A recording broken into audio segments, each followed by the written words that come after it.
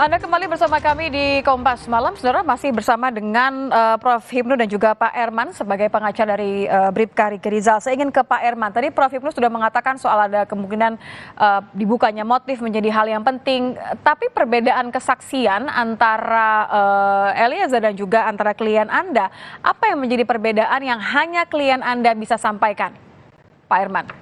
Ya, kalau saya kira hanya itu aja yang seperti saya bilang tadi. Jadi kalau untuk memperkuat untuk memutuskan perkara ini, apakah benar Sambo melakukan penembakan juga terhadap Joshua, ya saya kira pasti ada mungkin yang lain gitu, saksi yang lain atau ahli atau saintifik yang lain. Tapi kalau yang diharapkan dari klien saya, bisa saja Sambo menembak, tapi kan dia nggak lihat. Yang dia lihat hanya itu gitu. Jadi bagaimana kita memaksakan dia? Apakah ini paksaan atau dia, atau dalam hati kecilnya dia menolong Sambo? Nah, itu Tuhan yang tahu gitu ya. Jadi menurut saya itulah yang ingin saya sampaikan, dia tidak melihat gitu. Tapi skenario dia lihat, tembak-tembak yang skenario itu gitu. Oke, termasuk soal motif yang tadi disebutkan oleh Prof. Hipnu mengenai apa yang terjadi di Magelang, klien Anda juga merasa yakin bahwa ia tidak mengetahui apapun soal itu? Iya, yakin tidak mengetahui. Dia tahu hanya pada saat Sambo bertanya setelah sampai di Saguling, dan itu dia kan kaget, kok di sana kok nggak ada yang nyampein. Makanya dia tidak terlalu juga gitu. Apa benar mau ditembak nih? Atau apa tidak perlu diklarifikasi dulu? Atau tembakan peringatan? Oke, Prof. Hipnu, konsistensi tidak hanya dari Bribka Riki Rizal tapi juga dari Eliezer. Menurut Anda, apa yang seharusnya dijaga dari konsistensi ini, dan bagaimana kalau ternyata berubah nanti kesaksiannya? Apa dampaknya? Ya, yang dijaga konsistennya seperti Pak Herman katakan bahwa namanya suatu perbuatan melawan hukum pidana itu adalah syarat subjektif dan syarat objektif. Syarat subjektif itu yang terkait menghendaki dan mengetahui. Nah, ini yang harus disampaikan bahwa Baradae memang ternyata nggak ngerti, apalagi menghendaki, kan itu loh. Tahu-tahu ada suatu permasalahan, tahu-tahu diajak mungkin berbicara, tahu-tahu diajak perencanaan, itu paling yang agak mungkin sedikit kena. Kenapa tidak sampai suatu membatalkan atau memberikan ini salah, ini keliru, mungkin itu yang menjadikan agak pemberat Pak Herman. Kalau yang terkait konsekuensi melihat mengetahui dia tidak, oke. Tapi begitu ada suatu kumpulan mau menembak, mau mengadakan suatu perencanaan, Baradae tidak mampu menghentikan, membatalkan suatu kejadian. Itu paling yang mungkin agak sedikit akan memberatkan ya? Iya.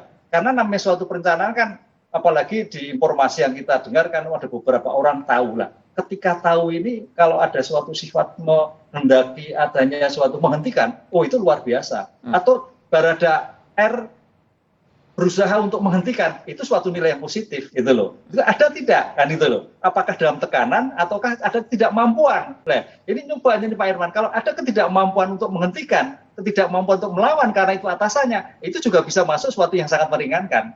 Ini saya baru dengar, ini memang suatu kondisi yang akan dibuka nanti sebetulnya pihak-pihak yang terseret ya, RMK itu betul-betul mengetahui enggak artinya sejalan pemikiran sama FS atau tidak. Kalau tidak, akan meringankan. Tapi di sisi lain berarti kemungkinan jaksa akan menggunakan semua keterangan konsisten dari dua mantan ajudan Sambo. Ini otomatis juga akan membuat dakwaan menjadi hukuman maksimal menurut Anda bagi Sambo? Iya, kan ada dua pandangan yang berbeda, Mbak. Kalau jaksa itu selalu berpikir dari objektif, dari subjektif mewakili negara, mewakili korban, adalah kemudian objektif. Ini perkaranya seperti ini kok. Tapi kalau Pak Herman berpikir dari objektif perkaranya, baru subjektif mencari celah mana yang meringankan, mana yang memberikan suatu celah. Ini yang tidak ketemu nanti. Makanya kita melihat suatu persidangan itu ada suatu korelasi tidak, gitu loh. CCTV-nya bagaimana, kemudian bukti R-nya bagaimana, S bagaimana, Bu PC-nya seperti apa, itu satu rangkaian yang tidak terpisahkan, kan itu Mbak. Ini menarik ketika Anda menyebutkan mengenai Putri ya, tadi di Kejaksaan juga Sambo sempat menyatakan secara terbuka pertama kali menyebutkan bahwa istrinya tidak bersalah gitu. Anda melihat ini sebagai apa? Ya, namanya seorang tersangka selalu mengatakan tidak bersalah. kan gitu, dan tidak dibebani pembuktian. Kita lihat bisa pasal 66 KUHP, asas non self incrimination. Jadi apapun yang disampaikan seorang tersangka ya sah-sah saja, Mbak, gitu loh. Nanti dilihat di persidangan, semua yang tersangka pasti menyatakan tidak terlibat. Gitu, Mbak. Pak Herman, Anda masih optimistis bahwa pembelaan nanti akan berjalan sesuai dengan rencana Anda? Kalau saya tetap optimis, Mbak, bahwa apa yang disampaikan itu setelah kita meminta dia jujur, ternyata dia seperti itu. Tapi seperti juga apa yang disampaikan oleh Pak Prof. Hipnu, bahwa tentu ada kenapa dia tidak mampu berbuat sehingga itu bisa dicegah. Itu sangat cukup dalam kita bisa berpikir itu, karena dalam keadaan pimpinan tergoncang, nah katanya juga menangis, apakah itu nangis yang benar atau gimana, atau rekayasa. Nah, itu yang membuat, apalagi ini pangkatnya apalah ya, ada Bribda itu dibandingkan jenderal. Nah, kemudian bagaimana dia mau mencoba menghentikan atau mau apa, atau dia menasihatin, sementara kan bisa membahayakan dia juga kalau dia salah-salah. Apalagi tipe si RR ini adalah sehari-harinya dia ada di lantas. Bukan seperti yang lain, misalnya kalau di Brimob gitu kan, ada ini lantas dan banyak sopir gitu kan. Jadi itu kita jadi pertimbangan juga. Jadi kemudian dia disuruh, apakah dia boleh menolak gitu?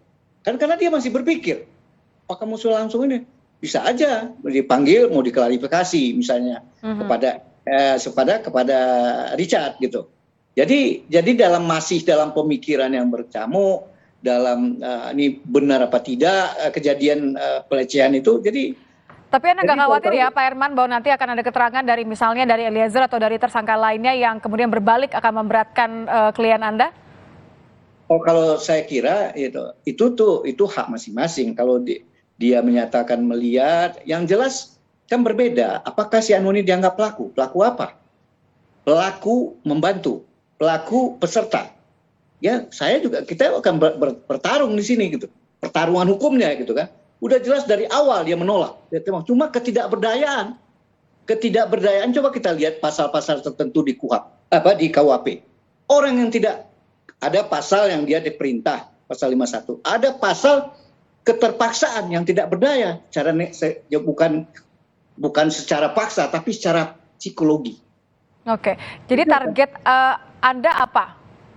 Target untuk klien Anda, apa yang diharapkan nanti di akhir? Target saya tentunya kalau tidak bisa bebas atau onslah ya, paling tidak ya diringankan gitu dengan kondisi-kondisi.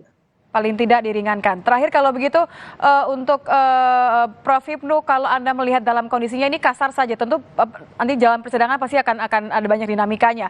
Anda melihat bagaimana kondisi ini akan memberikan hasil seperti apa untuk Ricky dan bagaimana dengan tersangka utama terhadap Sambo? Anda memprediksi akan seperti apa nanti?